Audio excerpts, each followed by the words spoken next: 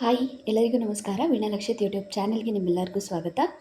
ಇವತ್ತಿನ ರೆಸಿಪಿ ಅರಿವೆ ಸೊಪ್ಪು ಹಾಗೂ ಮೊಳಕೆ ಹುರುಳಿಕಾಳು ಬಸ್ಸಾರು. ಮಾಡೋಕ್ಕೆ ಬೇಕಾಗಿರೋ ಪದಾರ್ಥಗಳು ಮತ್ತು ಮಾಡೋ ವಿಧಾನ ಹೇಗೆ ಅನ್ನೋದನ್ನು ನೋಡೋಣ. ಮೊದಲಿಗೆ ಒಂದು ಸ್ವಲ್ಪ ಅರಿವೆ ಸೊಪ್ಪು ಹಾಗೂ ದಂಟಿನ ಸೊಪ್ಪನ್ನು ಬಿಡಿಸಿ ತೊಳೆದು ಈ ರೀತಿ ಕಟ್ ಮಾಡಿಟ್ಕೊಂಡಿದ್ದೀನಿ.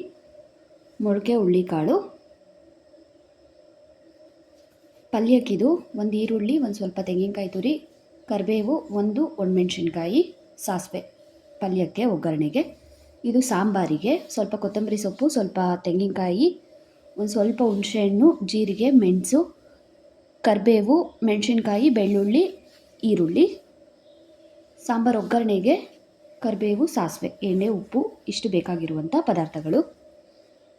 ಮೊದಲಿಗೆ ಮೊಳಕೆ ಹುರುಳಿಕಾಳು ಮತ್ತು ಸೊಪ್ಪನ್ನು ಒಂದು ಕುಕ್ಕರಲ್ಲಿ ಹಾಕಿ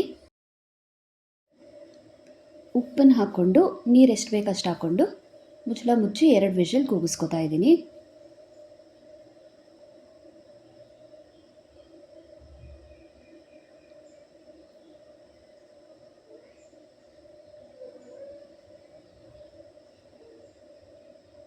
ಅದಾದಮೇಲೆ ಸಾಂಬಾರಿಗೆ ಫ್ರೈ ಮಾಡ್ಕೋತಾ ಇರೋದು. ಒಂದು ಪ್ಯಾನ್ನಲ್ಲಿ ಬೆಳ್ಳುಳ್ಳಿ, ಈರುಳ್ಳಿ, ಒಣಮೆಣಸಿನ್ಕಾಯಿ, ಕರಿಬೇವು, ಒಂದು ಅರ್ಧ ಸ್ಪೂನಷ್ಟು ಎಣ್ಣೆ ಹಾಕ್ಕೊಂಡು ಮೊದಲು ಇದನ್ನೆಲ್ಲ ಫ್ರೈ ಮಾಡ್ಕೋತಾ ಇದ್ದೀನಿ.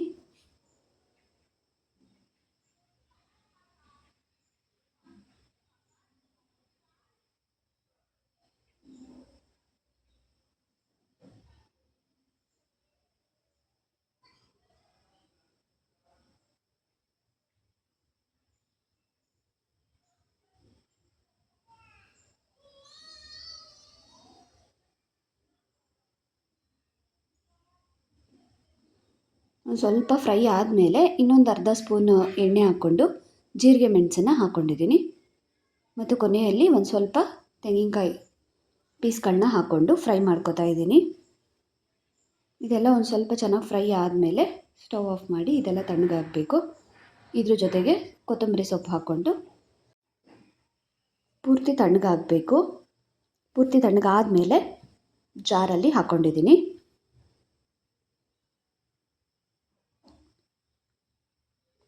ಎರಡು ವಿಷಲ್ ಆಗಿದೆ. ಸೊ ಒಂದು 2 ಸ್ಪೂನಷ್ಟು ಬೆಂದಿರೋ ಮೊಳಕೆ ಹುರುಳಿಕಾಳನ್ನು ಹಾಕೋತಾ ಇದ್ದೀನಿ ರುಬ್ಬಕ್ಕೆ. ಕಾಳು ಸ್ವಲ್ಪ ಜಾಸ್ತಿ ಹಾಕ್ಕೊಂಡ್ರೆ ಟೇಸ್ಟ್ ಚೆನ್ನಾಗಾಗುತ್ತೆ ಸಾಂಬಾರ್ದು. ಸೊ ಈ ರೀತಿ ನುಣ್ಣಗೆ ರುಬ್ಕೋಬೇಕು. ಅದಾದಮೇಲೆ ಒಂದು ಪಾತ್ರೆಯಲ್ಲಿ ಒಂದು ಅರ್ಧ ಸ್ಪೂನಷ್ಟು ಎಣ್ಣೆ ಹಾಕ್ಕೊಂಡಿದ್ದೀನಿ.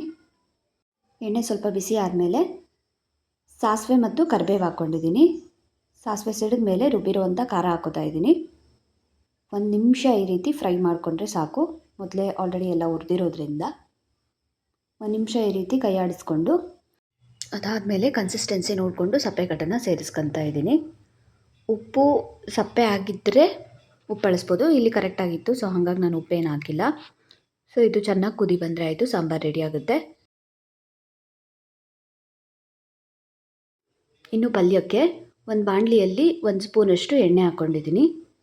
ಎಣ್ಣೆ ಒಂದು ಸ್ವಲ್ಪ ಚೆನ್ನಾಗಿ ಬಿಸಿ ಆದಮೇಲೆ ಸಾಸಿವೆ ಹಾಕ್ಕೊಂಡಿದ್ದೀನಿ.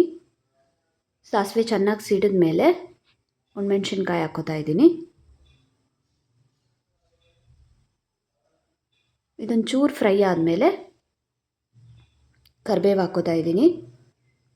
ಕರಿಬೇವು ಒಂಚೂರು ಫ್ರೈ ಆದಮೇಲೆ ಈರುಳ್ಳಿ ಹಾಕ್ಕೊಂಡು ಈರುಳ್ಳಿನ ಚೆನ್ನಾಗಿ ಫ್ರೈ ಮಾಡ್ಕೋಬೇಕು. ಈರುಳ್ಳಿ ಚೆನ್ನಾಗಿ ಫ್ರೈ ಆದಮೇಲೆ ತೆಂಗಿನಕಾಯಿ ತುರಿ ಹಾಕೋತಾ ಇದ್ದೀನಿ. ಪಲ್ಯಕ್ಕೆ ಒಂದು ಸ್ವಲ್ಪ ಈರುಳ್ಳಿ ಜಾಸ್ತಿ ಬಳಸಿದ್ದೀನಿ. ನಮ್ಮ ಪಲ್ಯಗಳಲ್ಲಿ ಒಂದು ಸ್ವಲ್ಪ ಈರುಳ್ಳಿ ಜಾಸ್ತಿ ಇದ್ದರೆ ಚೆನ್ನಾಗಿ ಅನಿಸುತ್ತೆ. ಸೊ ಹಾಗಾಗಿ ಕಡಿಮೆ ಬೇಕು ಅಂದರೆ ಕಡಿಮೆ ಬಳಸ್ಕೋಬೋದು. ತೆಂಗಿನಕಾಯಿ ತುರಿ ಹಾಕೋತಾ ಇದ್ದೀನಿ. ತೆಂಗಿನಕಾಯಿ ತುರಿ ಒಂದು ಸ್ವಲ್ಪ ಚೆನ್ನಾಗಿ ಫ್ರೈ ಆಗಬೇಕು. ಚೆನ್ನಾಗಿ ಈ ರೀತಿ ಫ್ರೈ ಮಾಡ್ಕೋತಾ ಇದ್ದೀನಿ. ಬಸ್ಸಾರನ್ನು ಯಾವ ಒಂದು ಕಾಂಬಿನೇಷನಲ್ಲಿ ಬೇಕಂದ್ರೂ ಮಾಡ್ಬೋದು. ಅಂದರೆ ಬೀನ್ಸು, ಹೀರೆಕಾಯಿ, ಚಪ್ಪರದವರೆಕಾಯಿ, ಕೋಸು, ಹೆಸರು ಕಾಳು, ಅಲಸಂದೆ ಕಾಳು, ನುಗ್ಗೆ ಸೊಪ್ಪು, ಅರಿವೆ ಸೊಪ್ಪು, ದಂಟು, ಸೊ ಕಾಳು ಸೊಪ್ಪು ಎಲ್ಲ ಮಿಕ್ಸ್ ಮಾಡಿ ಕೂಡ ಮಾಡ್ಬೋದು. ಬಟ್ ನನಗೆ ಈ ರೀತಿ ಮೊಳಕೆ ಹುರುಳಿಕಾಳಲ್ಲಿ ಮಾಡಿರೋ ಬಸ್ಸಾರು ಅಂದರೆ ತುಂಬಾ ಇಷ್ಟ. ಟೇಸ್ಟ್ ಕೂಡ ಸೂಪರಾಗಿರುತ್ತೆ. ಆ್ಯಂಡ್ ಇವಾಗೂ ನಾನು ಮಾಡಿರೋ ಸಾರು ಸೂಪರಾಗಿತ್ತು. ಒಂದು ಸ್ವಲ್ಪ ಈ ರೀತಿ ಚೆನ್ನಾಗಿ ಫ್ರೈ ಆದಮೇಲೆ ಸೊಪ್ಪು ಕಾಳನ್ನು ಸೇರಿಸ್ಕೊತಾ ಇದ್ದೀನಿ. ಕಾಳು ಸೊಪ್ಪು ಜಾಸ್ತಿ ಇದ್ದರೆ ಬೇರೆ ಪಾತ್ರೆಯಲ್ಲಿ ಬಸ್ಕೊತೀನಿ, ಇಲ್ಲಾಂದರೆ ಒಂದು ಸ್ವಲ್ಪ ಇದ್ದಾಗ ನಾನು ಇದೇ ಥರನೇ ಮಾಡ್ಕೊಳ್ಳೋದು. ಸೊ ಈ ರೀತಿ ಬಸ್ಕೊಂಡು ಫ್ರೈ ಮಾಡಿರೋಂಥ ಈರುಳ್ಳಿ ತೆಂಗಿನಕಾಯಿಗೆ ಕಾಳು ಸೊಪ್ಪನ್ನು ಹಾಕೋತಾ ಇದ್ದೀನಿ. ಹಾಕ್ಕೊಂಡು ಈ ರೀತಿ ಒಂದು ಸ್ವಲ್ಪ ಚೆನ್ನಾಗಿ ಮಿಕ್ಸ್ ಮಾಡ್ಕೋತಾ ಇದ್ದೀನಿ. ನೀರಿನಂಶದ ಥರ ಇದ್ದರೆ ಒಂದೆರಡು ನಿಮಿಷ ಹಾಗೆ ಬಿಡಬೇಕು. ಒಂದೆರಡು ನಿಮಿಷ ಹಾಗೆ ಬಿಟ್ಟರಾಯ್ತು, ಪಲ್ಯ ಕೂಡ ರೆಡಿ ಆಗುತ್ತೆ. ಬಿಸಿ ಬಿಸಿ ಮುದ್ದೆ, ಬಸ್ಸಾರು, ಹುರುಳಿಕಾಳಿನ ಪಲ್ಯ, ಸೂಪರ್ ಕಾಂಬಿನೇಷನ್. ಸೊ ಟ್ರೈ ಮಾಡಿ. ವಿಡಿಯೋ ಹೇಗಿತ್ತು ಅಂತ ನಿಮ್ಮ ಅಭಿಪ್ರಾಯನ ತಿಳಿಸಿ. ವೀಣಾ ಲಕ್ಷಿತ್ ಯೂಟ್ಯೂಬ್ ಚಾನಲ್ನ ಸಬ್ಸ್ಕ್ರೈಬ್ ಮಾಡಿಕೊಂಡು ಸಪೋರ್ಟ್ ಮಾಡಿ.